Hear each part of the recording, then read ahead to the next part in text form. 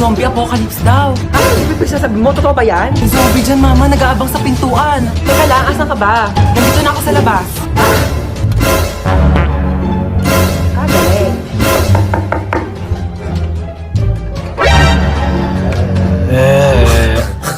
Sabi mo na kasi kung ano kailangan mo. Ay, sorry.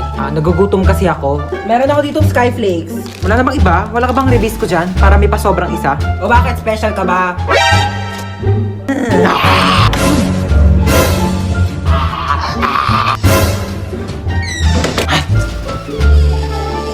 Bakit nandiyan ka pa? Hinintay kaya kita. Hinintay mo ba ako? Siyempre, Bakit mo ako hinintay? kaya ko maghintay ng matagal. Para sa masarap na ulam! Kala mo, papatulang kita. Dahil. Ano ba yan? Dami namang lamok dito, ma. Ako. Ano yan? Mag-spray ako ng lamok. Ang dami kayong lamok. Akin na nga yan. Ano ka ba? Mahal-mahal kaya ng bili ko dito. Tapos ipapang-spray mo lang sa lamok. Bumili ka pa ng pang-spray ng lamok. Hindi mo naman i-spray sa lamok. Saan mo i-spray yan? Sa katawan mo. Lamok lang naman yan. Pwede naman yung patayin gamit yung mga kamay mo. Tingnan mo. Oh. Kadiri kaya. Gagalaw. Bakit? Basta huwag ka gagalaw, ha? Bakit nga? May dumapong lamok sa mukha mo. Diyan ka lang. O sige ha, di ako gagalaw ha. Wait lang, huwag kang gagalaw.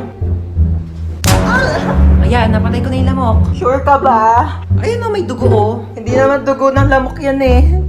Dugo ko yan eh. Ay, sorry. Napalakas ba? Ma, parang may lamok sa mukha mo. Ha? Oo, huwag kang gagalaw ha. Huwag kang gagalaw, papatayin ko yung lamok sa mukha mo ha. Dali, patay mo, dali! Ow! Sorry na palakas.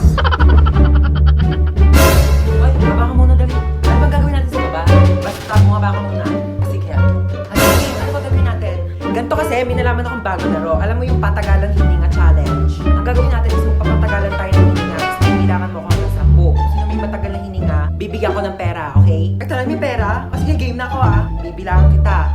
1, 2, 3, go. 1, 2, 3. Wait lang. Hello, Mars. Wait lang ha. Ay, talaga? Wala, bongga yan. Oo.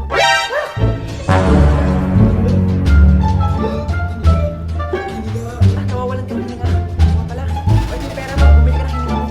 Dapat pala nagsakin na lang ako eh. Dali mo to ha, ipapasok ko to sa bag mo. Mahirap matuyuan ng pawis sa likod. Ma, ang dami naman yan. Suotin mo to mga to ha. Ito ha, kumpleto na tong mga to ha. Mag-aral ka naman na mabuti, makinig ka naman sa mga teacher mo ha. Pag may nagsabi sa akin na nagdadaldalan lang kayo doon ha. Ayaw mo talagang gumising ha.